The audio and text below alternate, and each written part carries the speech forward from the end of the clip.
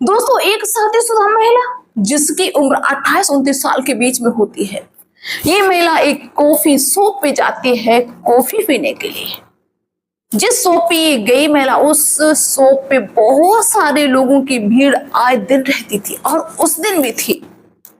दोस्तों, ये महिला कॉफी को ऑर्डर करती है और जब कॉफी आ जाती है तो उसको मजे से पीती है। जब इसकी कॉफी खत्म हो जाती है, ये महिला बस उठने ही वाली होती है, तभी इस महिला की नजर एक सामने बैठे पुरुष और महिला पे पड़ती है। एक पुरुष सामने बैठा हुआ है, उसके ठीक सामने एक महिला उसके साथ में बैठी हुई है। दोस्तों, वो भी दोनों कॉफी पी रहे थे। जो महिला उस पुरुष के साथ में थी, वो कॉफी पीते पीते थोड़ी सी रोमांटिक हो जाती है और रोमांटिक के मूड में वो अपने सर को उस पुरुष के कंधे पर रख लेती है जिसके साथ में वो कॉफी पीने आई थी। अब दोस्तों, जब ये महिला उस पुरुष को देखती है दूसरे महिला के साथ में, तो उसको देख के वो अपने आंसू नहीं रोक पाती है, अपने चेहरे को छुपाने लगती है और चुपके से रोने लगती है। ये दृश्य उस पुरुष ने देख लिया और वो इसके पास में आता है, इसका हाल पूछता है। जब वो पुरुष इसका हाल पूछने लगा तो महिला जो थी, जो कॉफी पीने आई थी, वो तेज तेज चिल्ला चिल्ला के रोने लगी। दोस्तों, अब यहाँ पे सबसे ज्यादा हैरान करने वाली बात यह है कि भाई आखिर में ये महिला उस पुरुष को देख के क्यों रोने लगी? इनके बीच में क्या संबंध था? अगर भाई कोई संबंध था तो ऐसा क्या हो गया इनके बीच में जो ये रोने लगी उसको देख के? सबसे ज्यादा हैरान करने वाली बात है। दोस्तों, ये कहानी बहुत ही रोचक है, इंटरेस्टेड है। बस थोड़ा सा समय निकाल के, 10 मिनट का समय निकाल के इस पूरी कहानी को जरूर सुनना और इसमें भाई हम आपको जो सिखाना चाहते हैं, जो बताना चाहते हैं, उस पर अमल जरूर करना। तो आइए, आप सभी का बहुत बहुत स्वागत है मेरे YouTube चैनल में एक और नई कहानी में। दोस्तों, ये कहानी है चंडीगढ़ की। एक लड़की जिसका नाम मोहिनी होता है, वो अच्छी खासी पढ़ाई कर लेने के बाद में दोस्तों एक अच्छे से लिमिटेड कंपनी में जॉब करने लगती है। इसकी डिग्री अच्छी थी, इसलिए इसकी सैलरी भी अच्छी है। दोस्तों, 50,000 रुपए महीने इस लड़की को, इस मोहिनी को सैलरी मिलती थी उस कंपनी से जिस कंपनी में ये काम करती थी। क्या होता है दोस्तों, ये जब शादी के योग हो जाती है, बड़ी हो जाती है, इधर जॉब भी करती है, तो इसके घर वालों को चिंता होती है कि चलो भाई, अब बेटी है तो शादी तो करनी पड़ेगी। हर कोई शादी करता है, जॉब कितनी बड़ी हो जाए लेकिन शादी तो करनी पड़ेगी। इसके पिताजी लड़का देखने लगते हैं, लेकिन दोस्तों ये लड़की अपने पिता से ये शर्त रखती है कि पिताजी, आप चाहे जिस जगह भी मेरी शादी करके आओ, हम वहां पे शादी कर लेंगे, लेकिन उनसे ये कह देना, लड़के से प्लस लड़की की घर वालों से, कि देखो हम अपनी जॉब को नहीं छोड़ेंगे, जॉब अपने हम कंटिन्यू करेंगे। अगर उनको मेरी जॉब से एतराज हो कि बाद में वो बोलने लगे कि नहीं भाई शादी हो गई, अब हम जॉब नहीं करने देंगे, तो कुछ भी हो सकता है, लेकिन हम जॉब नहीं छोड़ेंगे, उनको पहले से समझा देना। उसके पिताजी यही करते हैं। काफी जगह पे वो लड़का देखने गए, लेकिन लोगों को नहीं पसंद आया, क्योंकि हर किसी को नहीं पसंद आता है कि घर की बहू बेटी जॉब करे। काफी लोगों की सोच होती है, सबकी तो नहीं ऐसी। लेकिन एक जगह पे जाते हैं जहाँ पे घर परिवार भी बहुत अच्छा, पैसे वाले लोग, और जो लड़का था वो भी पढ़ा लिखा, शिष्टाचारी, समझदार, लेकिन लड़का अभी तक कहीं पे सेलेक्ट नहीं हुआ। मतलब उस लड़के की कहीं अभी तक नौकरी नहीं लगी थी। उसका नाम आलोक था, अच्छा था। तो उसके पिताजी ने वही शर्त बताई जो उसकी बेटी ने कहा था कि देखो भाई, हम शादी के बाद में जॉब करेंगे।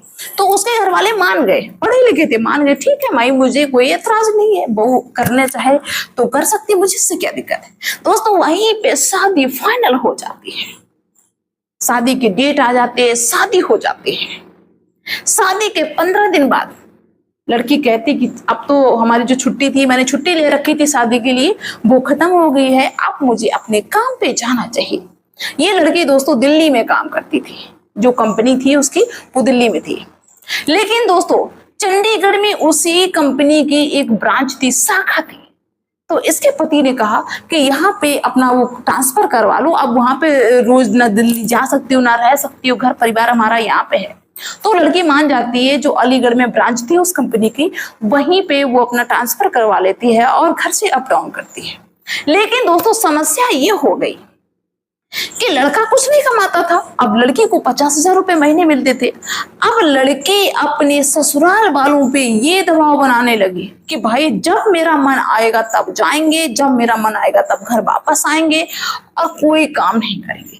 चलो ये चल भी जाएगी, काम नहीं कर पाओगी, काम करती हो, बाहर काम करती हो, चलो घर के लोग काम कर लें, मैट लगवा दें। लेकिन सबसे बड़ी समस्या ये हो गई कि लड़की कहती कि मेरा जो मन आएगा वो पहन के जाएंगे। पहले जींस पहन के जाती थी, हाफ जींस पहन के जाती थी, जो भी शॉर्ट कपड़े पहन के जाती थी। अब वो पति जो उस लड़की का, मोहिनी का पति था, वो इस पे इतराज करता है कि देखो कपड़े सही से पहन के जाओ, ये छोटे छोटे कपड़े पहन के मत जाओ, क्योंकि अब तुम्हारी शादी हो गई है, 4 लोग देखते हैं तो अच्छा नहीं बोलेंगे। लड़की कहती कि हम किसी की नहीं सुनेंगे, हमें जो पसंद होगा वही हम पहनेंगे। लड़का कहता है कि सुबह जल्दी टाइम से उठ जाया करो, कम से कम 1-2 घंटे लेट चलो उठ गए, लेकिन उठ तो जाओ कम से कम। तुम तो सिर्फ उतने टाइम पे उठती हो जब तुम्हें सुबह बस जाना होता है ऑफिस के लिए, और ऑफिस से आने के बाद में तुरंत से तुम अपने रूम में एंटर कर जाती हो। इसके बाद में तुम्हें किसी से कोई मतलब नहीं है, ना माँ से मतलब है, ना पिता से मतलब है, ना हमसे मतलब है, मतलब घर में किसी से तुम्हें कोई मतलब ही नहीं है। दोस्तों जब भी वो लड़का समझाने का प्रयास करता, ये लड़की एकदम सर पे नाचने लगती है, नागिन की जैसे लहराती कि देखो मैंने पहले ही कहा था कि इसमें कोई हस्तक्षेप नहीं करेगा, मैंने बहुत सारे लड़कों को रिजेक्ट कर दिया इसी वजह से।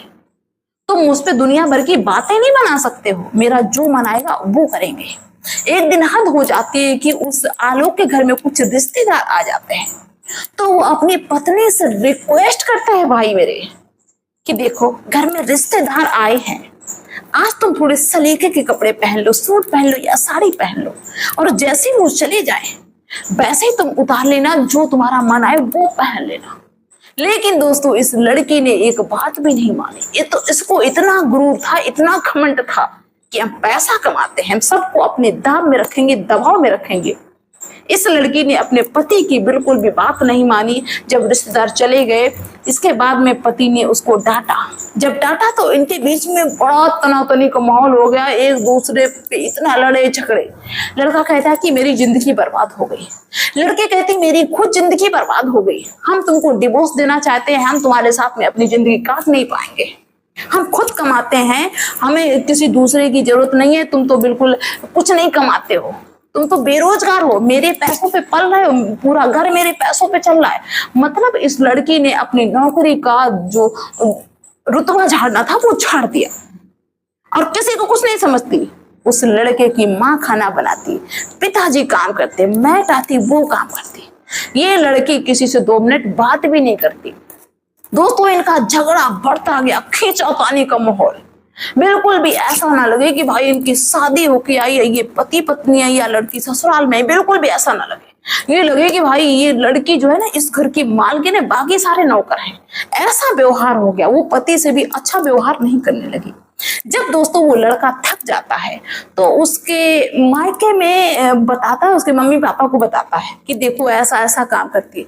लड़की ठीक सबका उल्टा कर देती है कि पिताजी मुझे बहुत परेशान करते, बहुत टॉर्चर करते, ऐसा करते वैसा करते। अब जाहिर सी बात है कि हर माता पिता को अपने बच्चे की बात पे भरोसा होगा कि भाई मेरा बच्चा जो बोल रहा है, मेरी बेटी जो बोल रही, मेरा बेटा बोल रहा है वही सही है। उन्होंने ज्यादा उस पर गहराई से वो नहीं किया कि चलो अपनी बेटी को समझाएं। वो कहना ठीक है बेटी सही से रहो, कोई बात नहीं, अपना समय काटो, ये है।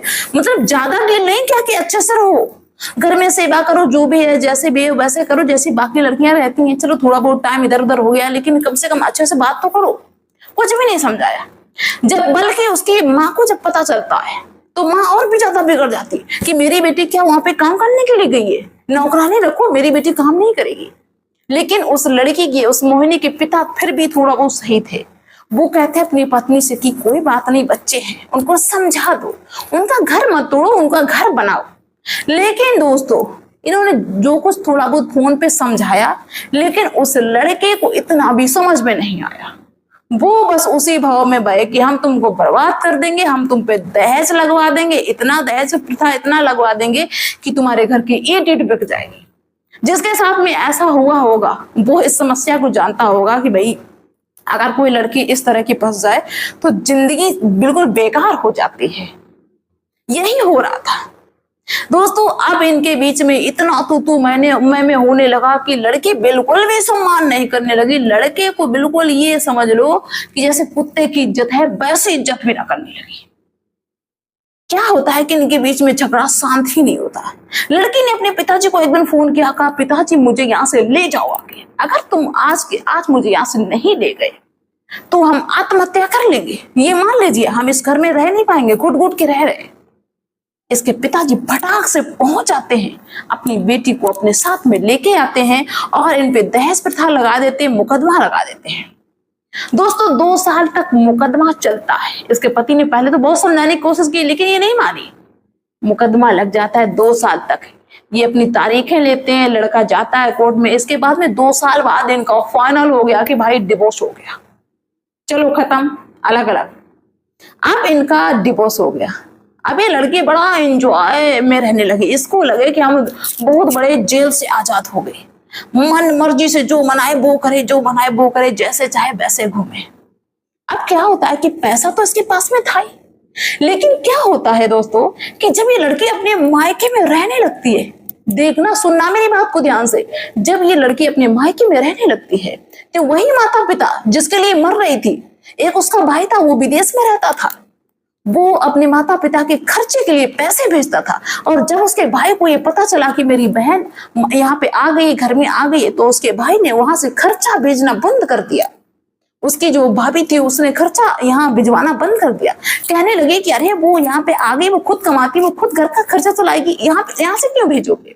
दोस्तों उसके भाई ने वहां से पैसे भिजवाना बंद कर दिया। अब इसके माता पिता के पास पैसे नहीं। अब इसके माता पिता खुद इस पर निर्भर हो गए, खर्चे के लिए अपनी बेटी से पैसे मांगते हैं।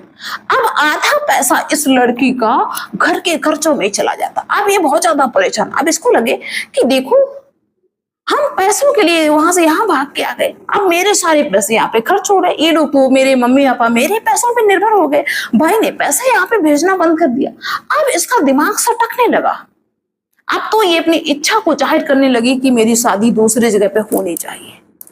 जब इसने शादी की बात कही तो पिताजी लड़का देखने लगे, लेकिन दोस्तों कोई भी लड़का इससे शादी करने के लिए तैयार नहीं हुआ, क्योंकि ये हर लड़के से कहती कि देखो मेरा पहले वाला पति खराब था, अब हम उसी लड़के से शादी करेंगे जिसके साथ 3-4 दिन रह लेंगे, उसके हाव भाव को समझ लेंगे कि वो कैसा है, तब उससे शादी करेंगे।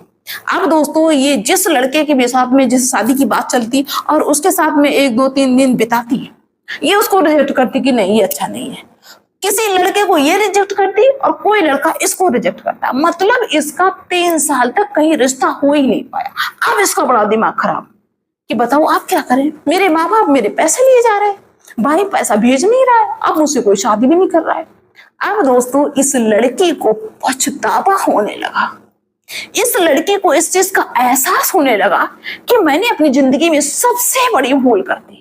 और सभी लड़कियों से हम कहना चाहते हैं कि देखो शादी के पहले की बात अलग होती है, लेकिन शादी के बाद अगर तुम माँ बाप के घर में कंटिन्यू रहने के लिए जाती हो ना, तो इज्जत वही होगी जो एक नौकर की होती है। ना मानो जिसको गुरूर होगी भाई मेरा मायका बहुत अच्छा, रह के देख लो जाके, 1-2 महीने साल भर की बात अलग हो, जो बराबर रहता उसको पता चलता है, ठीक है। तो अब ये लड़की बिल्कुल भी यहाँ पे खुश नहीं, इसको बिल्कुल भी अच्छा न लगी। एक दिन इसका दिमाग इतना टेंशन में, इसने सोचा कि चलो आज हम कॉफी पीने चलते हैं। और दोस्तों ये लड़की कॉफी की दुकान पे, कॉफी शॉप पे जाती है। वहां बहुत सारे लोगों की भीड़, आए दिन बहुत सारे लोग कॉफी पीने आते हैं। लेकिन दोस्तों संयोग बस उस दिन पता क्या हुआ कि ये सामने टेबल पे बैठी हुई कॉफी को पी रही थी, और जैसे कॉफी पी के लड़की उठने ही वाली थी, वैसे ही इसकी नजर एक सामने बैठे पुरुष और महिला पे पड़ती है।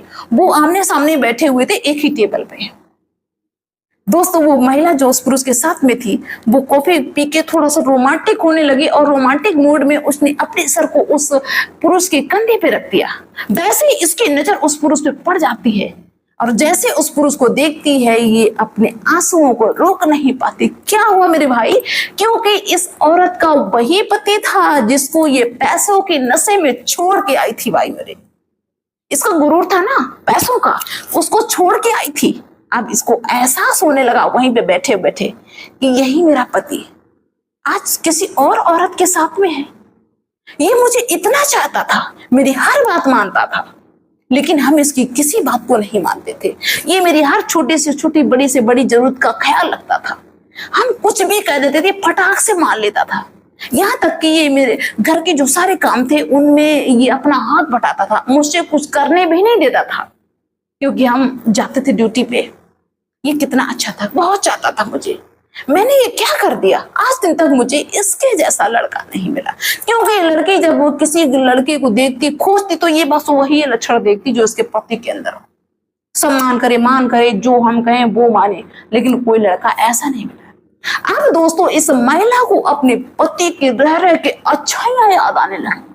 जब जैसी अच्छाइयां उसको याद आती जाती, वैसे भैया और तेज रोना शुरू कर।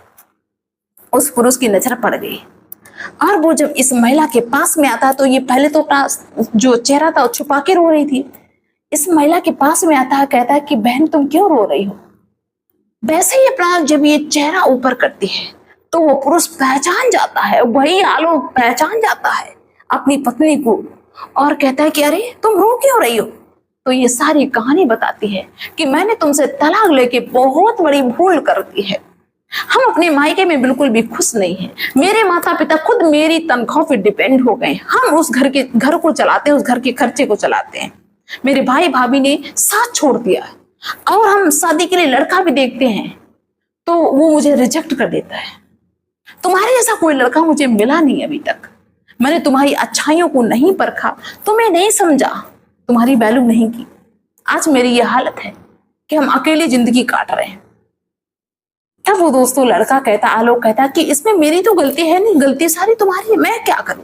तुम्हारे जाने के बाद में मेरा रिश्ता तय हो गया, मेरी एंगेजमेंट हो गई और ये सामने महिला बैठी हुई है लेडीज, ये मेरी मंगेतर है और 2 महीने बाद मेरी इससे शादी होने वाली है। अब हम क्या करें? अपनी जिंदगी एंजॉय करो।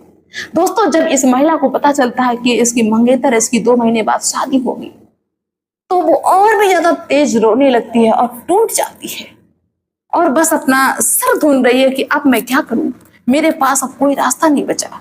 अब भाई उसकी शादी ना होती तो चाहे वो ये भी करता कि चलो हम तुम्हें अपना लेंगे। अब कैसे अपनाएगा?